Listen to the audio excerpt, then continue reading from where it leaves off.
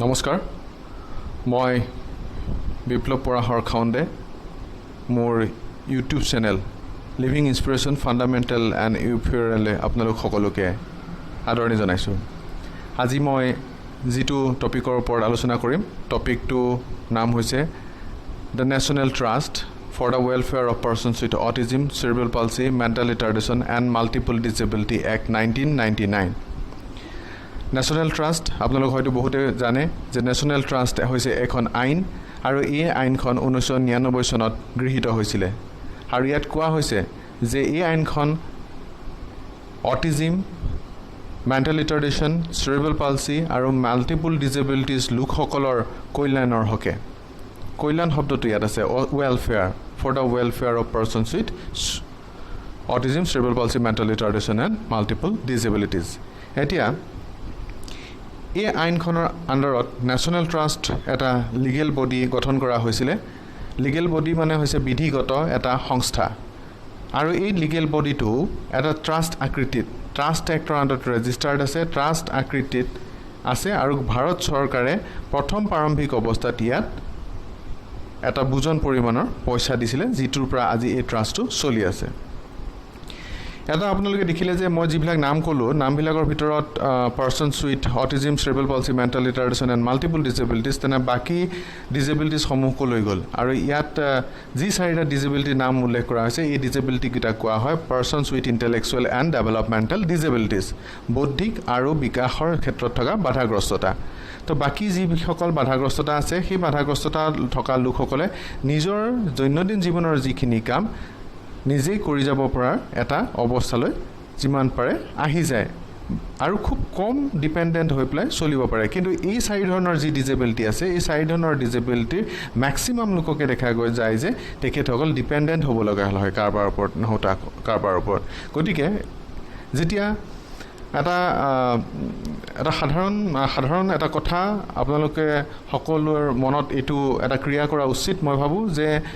যিসকল পেৰেণ্টছ থাকে বাধাগ্ৰস্ত ব্যক্তিসকলৰ, তেখেতসকলৰ মনত সদায় এটা কথা, এটা প্ৰশ্ন সদায় অনবৰতে পাকখাৰণি খাই থাকে আৰু সেই কথাটো হৈছে যোনদিনাখন আমি এই পৃথিৱী এৰি গুচি যাম সেইদিনাখন মোৰ ল'ৰাটো বা মোৰ ছোৱালীজনী কোনে চাব, কি হ'ব তেতিয়া। পৰিবাৰ বুলি এটা ৰাষ্ট্ৰীয় national confederation of parents association of persons with disabilities, এটা ডাঙৰ সংস্থা, বাধাগ্ৰস্ত লোকসকলৰ অভিভাৱকসকলৰ সংস্থা ভাৰতৰ। নেশ্যনেল ট্ৰাষ্টৰ গুৰিতে এই সংস্থাটোৰো যথেষ্টখিনি অৱদান আছে। তেখেতসকলে ভাৰত চৰকাৰক বাৰে বাৰে এটা প্ৰশ্ন সুধিছিলে যে যোনদিনাখন আমি মৰি থাকিম সেইদিনাখন আমাৰ শিশুবিলাকক কোনে চাব, আৰু ফলস্বৰূপে নেশ্যনেল ট্ৰাষ্টৰ জন্ম হৈছিলে। নেশ্যনেল ট্ৰাষ্টৰ ভাৰত চৰকাৰে দেখিছিলে যে যিহেতু চব ডিছেবিলিটিৰ কাৰণে এই এক্টখন নালাগে, গতিকে চাৰি ধৰণৰ ডিছেবিলিটিক ইয়াৰ মাজত ভৰাই পেলাই লোৱা হৈছে। আৰু এই national trust under ministry of empowerment of persons with under department of empowerment of persons with disabilities, DEPWD বুলি যাক কয়, আৰু লগতে ministry of social justice and empowerment government of ইণ্ডিয়াৰ আণ্ডাৰত এই নেশ্যনেল ট্ৰাষ্ট যিটো সংস্থা আছে এই সংস্থাটোৱে নিজৰ কামসমূহ আগবঢ়াই লৈ যায়। আৰু এই সংস্থাটোৰ মুৰব্বী হিচাপে চৰকাৰৰ তৰফৰ পৰা এজন জইণ্ট ছেক্ৰেটাৰী লেভেলৰ ইয়াতে JS জইণ্ট ছেক্ৰেটাৰী হিচাপে বহোৱা হয় আৰু তেখেতক লগতে JS এণ্ড CEO বুলি কয়, chief executive officer of national trust. যিহেতু নেশ্যনেল ট্ৰাষ্ট এখন ট্ৰাষ্ট, ইয়াত এখন বৰ্ড আছে চলাবৰ কাৰণে, আৰু এই বৰ্ডৰ মুৰব্বী হৈছে এজন চেয়াৰপাৰ্চন আৰু সেই চেয়াৰপাৰ্চনজনে বৰ্ডখনৰ গোটেই কথাখিনি এই ট্ৰাষ্টটোৰ দ্বাৰা ভাৰতবৰ্ষৰ জনকল্যাণ, ভাৰতবৰ্ষৰ যিখিনি autism, cerebral palsy, mental retardation, multiple disabilities মানুহ আছে তেখেতসকলক কল্যাণৰ কাৰণে কামখিনি লৈ যায়। আহকচোন আজি চাওঁ আমি আমাৰ অসমত কি আছে ইয়াৰ কাৰণে। প্ৰতিখন ষ্টেট বা ইউনিয়ন টেৰিটৰীতে নেশ্যনেল ট্ৰাষ্টৰ এটা নিয়ম আছে যে ষ্টেটৰ এটা থাকিব লাগে, সেইটো হৈছে SLCC, state level coordination committee. অসমত ষ্টেট লেভেল কৰ্ডিনেশ্যন কমিটি বৰ্তমান আছে আৰু এই কমিটিত ডাইৰেক্টৰ ছ'চিয়েল ৱেলফেয়াৰ থাকে গভৰ্ণমেণ্ট অফ আছাম, তাৰপিছতে ছেক্ৰেটাৰী ছ'চিয়েল ৱেলফেয়াৰ বা তেখেতৰ ৰিপ্ৰেজেণ্টেটিভ এজন থাকিব পাৰে এজ এ মেম্বাৰ। তাৰপিছতে বিভিন্ন ধৰণৰ অৰ্গেনাইজেশ্যনছবিলাক থাকে যিবিলাক ৰেজিষ্টাৰ্ড অৰ্গেনাইজেশ্যন, নেশ্যনেল ট্ৰাষ্টৰ আণ্ডাৰত ৰেজিষ্টাৰ্ড অৰ্গেনাইজেশ্যন, তেনেকুৱা অৰ্গেনাইজেশ্যনবিলাক থাকে আৰু লগতে state nodal agency centre. State nodal agency centre এটা প্ৰতি ৰাজ্য বা ইউনিয়ন টেৰিটৰীতে নেশ্যনেল ট্ৰাষ্টে নিৰ্বাচিত কৰি দিয়ে এটা NGO যিটোৱে এই নেশ্যনেল ট্ৰাষ্টৰ ক্ৰমণিকাখিনিসমূহ চোৱা চিতা কৰে আৰু আগবঢ়াই লৈ যোৱাত চেষ্টা চলায় বৰ্তমান অসমৰ যিটো স্নেকৰ নাম হৈছে প্ৰেৰণা প্ৰতিবন্ধী শিশু বিকাশ কেন্দ্ৰ আৰু যোৰহাটৰ চিনামৰাত এই কেন্দ্ৰটো অৱস্থিত এতিয়া আহক আমাৰ জিলা পৰ্যায়ত কি আছে নেশ্যনেল ট্ৰাষ্টৰ জিলা পৰ্যায়ত আপোনালোকে পাব নেশ্যনেল ট্ৰাষ্টৰ যেতিয়া কিছুমান অৰ্গেনাইজেশ্যনে ৰেজিষ্ট্ৰেশ্যন কৰে নিজকে যাৰ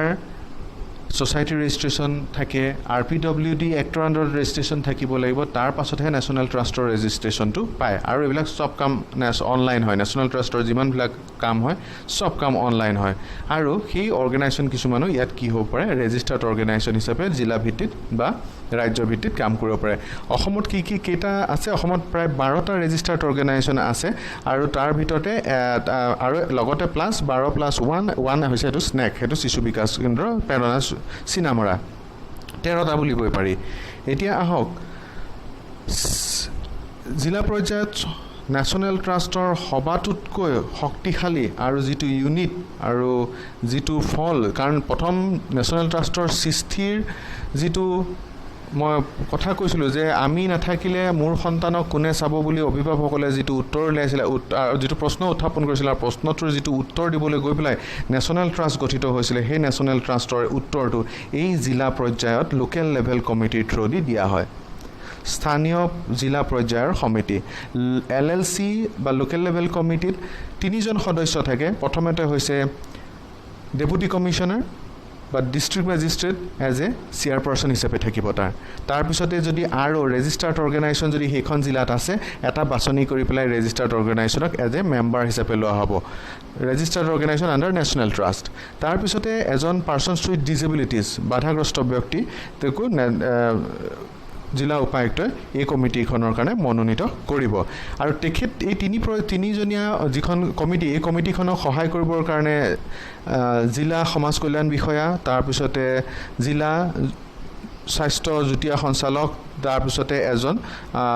সিনিয়ৰ লেভেলৰ এডভোকেটে এই তিনিজন থাকে কোঅপটেড মেম্বাৰ যি কোঅপটেড মেম্বাৰ এই মেইন যিখন কমিটি তিনিজনীয়া মেম্বাৰ তেখেতসকলক সহায় কৰিবৰ কাৰণে থাকে এতিয়া চাওক লোকেল লেভেল কমিটি কৰে কি লোকেল লেভেল কমিটিৰ কাম হৈছে যদি কোনো ব্যক্তিয়ে এই 4 ধৰণৰ বেলেগ ব্যক্তি বলে এই 4 ধৰণৰ অটিজম সেৰিব্ৰেল পালসি মেণ্টেল ৰিটাৰ্ডেশ্যন আৰু মাল্টিপল ডিজেবিলিটিজ থকা যদি ব্যক্তিয়ে 18 বছৰৰ পাছত লিগেল গাৰ্ডিয়ানশ্বিপ সাৰ্টিফিকেটৰ কাৰণে কোনো তেখেতসকলৰ পৰিয়ালৰ পিতৃ মাতৃ বাই ভনী বা কোনো ৰেজিষ্টাৰ্ড অৰ্গেনাইজেশ্যনে যদি এপ্লাই কৰে তেনেহলে এই কমিটিখিনিয়ে গোটেই কথাখিনি পৰ্যালোচনা কৰি এই through the local legal guardianship certificate issue কৰে এটা লিগেল গাৰ্ডিয়ানশ্বিপ সাৰ্টিফিকেট কি বস্তু 18 বছৰ বয়স হোৱাৰ লগে লগে আপোনাৰ আমাৰ সকলোৰে ভাৰতবৰ্ষৰ সংবিধান মতে আমি প্ৰাপ্তবয়স্কৰ হওঁ আৰু আমি নিজৰ সিদ্ধান্ত নিজে ল'ব পৰা হওঁ ঠিক তেনেদৰে এজন বাধাগ্ৰস্ত এই 4 ধৰণৰ বাধাগ্ৰস্ত থকা ব্যক্তিও 18 বছৰৰ পিছত যেনেকৈ আমি সুবিধাবিলাক পাওঁ তেখেতসকলেও তেনেধৰণে 18 বছৰৰ পিছত প্ৰাপ্তবয়স্কৰ হয় আৰু নিজৰ যিখিনি ডিচিশ্যন টেকিং থাকে সেইখিনি নিজে ল'ব পাৰে কিন্তু কি হৈছিল মই আগতে কৈছিলোঁ যে এই 4 ধৰণৰ disability intellectual and developmental disabilities বুলি কৈ থৈছে বৌদ্ধিক আৰু বিকাশৰ বাধাগ্ৰস্ততা গতিকে কিছু ক্ষেত্ৰত তেওঁলোকৰ সহায়ৰ প্ৰয়োজন হয় তো সহায়ৰ কাৰণে কি কৰিব লগা হ'ব লিগেল গাৰ্ডিয়ানশ্বিপ সাৰ্টিফিকেট ল'ব লগা হ'ব প্ৰথমে কোনে এপ্লাই কৰিব পাৰে যোন নিজৰ পিতৃ মাতৃ থাকে তেখেতসকলৰ কোনোবা এজনে লিগেল গাৰ্ডিয়ানশ্বিপ সাৰ্টিফিকেটৰ কাৰণে আবেদন কৰিব পাৰিব লোকেল লেভেল কমিটিৰ ওচৰত ইয়াৰ পাছতে যদি কোনোবাই বিচাৰে যে ককায়েক বায়েক ভৈনেক কৰে তেনেহলে তেখেতসকলে পাৰিব তাৰ পাছতে ফাৰ্ষ্ট যিটো ব্লাড ৰিলেশ্যন হয় তেখেতসকলে পাৰিব আৰু কিছুমান ব্যক্তি আছে যাৰ কোনো নাই পৃথিৱীত ডেষ্টিটিউট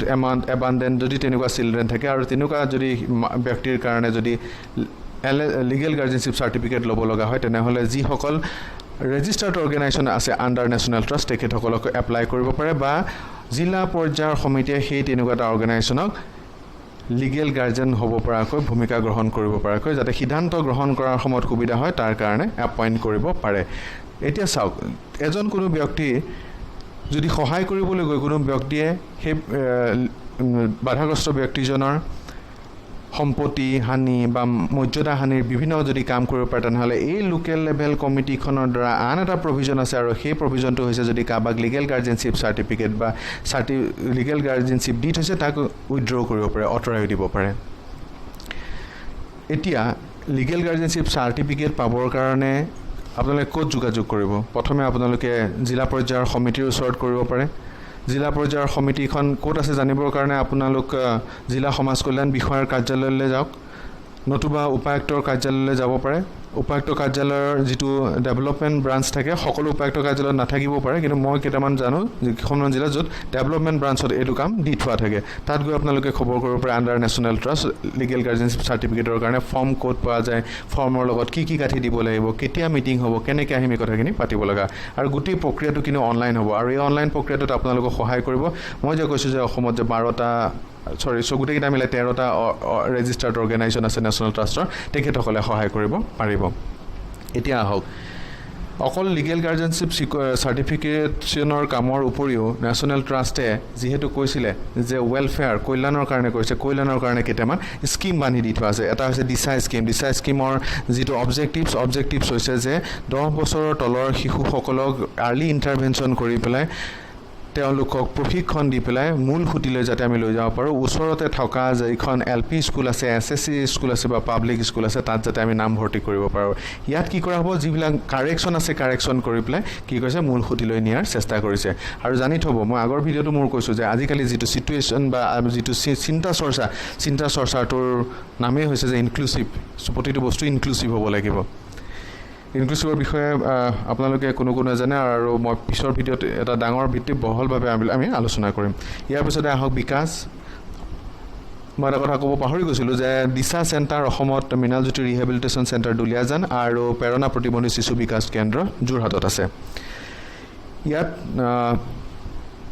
BPL কেটেগৰী আৰু লোৱাৰ ইনকম গ্ৰুপ কেটেগৰী দুই কেটেগৰীৰ শিশুক ইয়াত কি কৰা হয় এই চাৰি ধৰণৰ ডিজেবিলিটিক আৰ্লি ইণ্টাৰভেনশ্যন দি পেলাই মেইন ষ্ট্ৰীমিং কৰিবৰ কাৰণে চেষ্টা চলোৱা হয় সমৰ্থ বুলি এটা আছে য'ত ৰাখাৰ ব্যৱস্থা আছে তাৰ অৰফেন বা এবাণ্ডান বা যাৰ ফেমিলি নাই তেনেকুৱা যদি এই চাৰি ধৰণৰ বাধাগ্ৰস্ত আছে তাত ৰাখাৰ ব্যৱস্থা আছে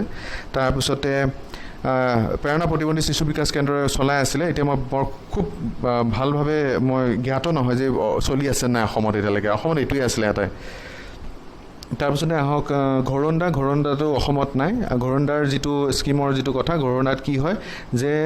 এটা গ্ৰুপ কৰি দিয়া হ'ব বয়সস্থ বাধাগ্ৰস্ত ব্যক্তিসকলক আৰু তেওঁলোকে লাইফ লং শেল্টাৰ জীৱনভৰ যাতে তেখেতসকলক তাত থাকিব পৰা ব্যৱস্থা কৰি দিয়া যায় আৰু ইয়াত ষ্টেট গভৰ্ণমেণ্টৰ যথেষ্ট ৰোল থাকে ইয়াৰ পিছত নিৰাময়া হেল্থ স্কিম এটা বৰ ভাল স্কিম হেল্থ স্কিম য'ত বৰ্তমান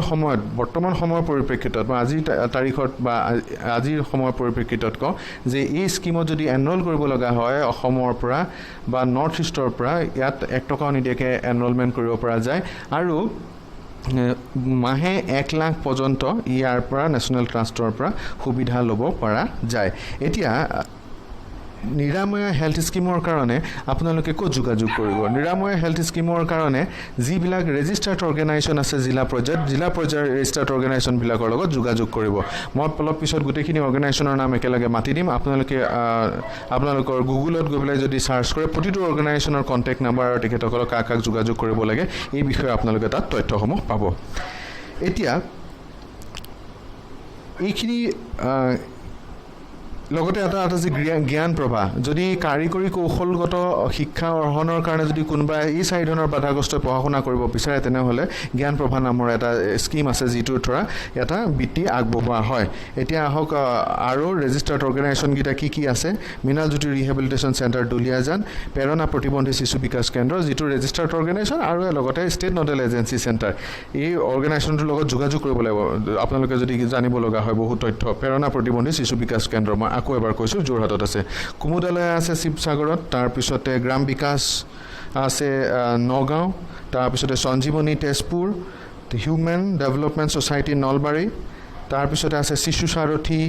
গুৱাহাটী ডেষ্টিনেশ্যন গুৱাহাটী আশাদ্বীপ গুৱাহাটী দেশবন্ধু ক্লাব আছে আপোনাৰ শিলচৰ তাৰপিছতে প্ৰত্যয় বুলি এটা আছে লখিমপুৰত সহায়িকা আছে গুৱাহাটীত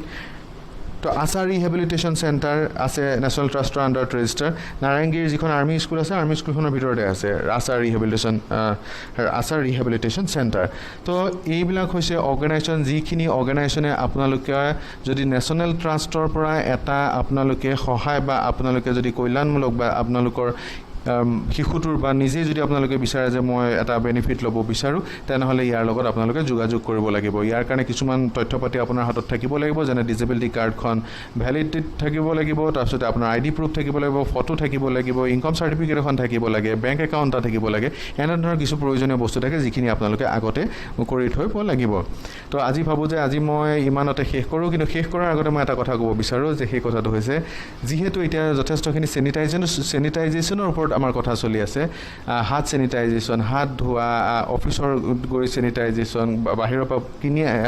বজাৰ কৰি অনা বস্তুবিলাকৰ চেনিটাইজেশ্যন কিন্তু এটা কথা কোৱা নাই যে চেনিটাইজেশ্যন সেইটো হৈছে বাধাগ্ৰস্ত ব্যক্তিসকলে ব্যৱহাৰ কৰি থকা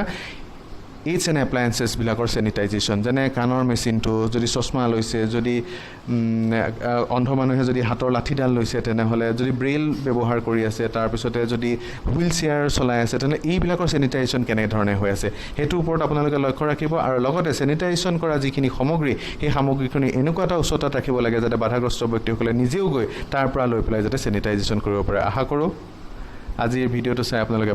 ভাল পাইছে আৰু যদি ভাল পাইছে তেনেহ'লে লাইক কৰিব শ্বেয়াৰ কৰিব আৰু ছাবস্ক্ৰাইব কৰিব আশা কৰোঁ আমি বাধাগ্ৰস্ত ব্যক্তিসকলৰ কাৰণে কিবা এটা নহয় কিবা এটা আগবঢ়াই দিব পাৰিম আজিলৈ ইমানেই ধন্যবাদ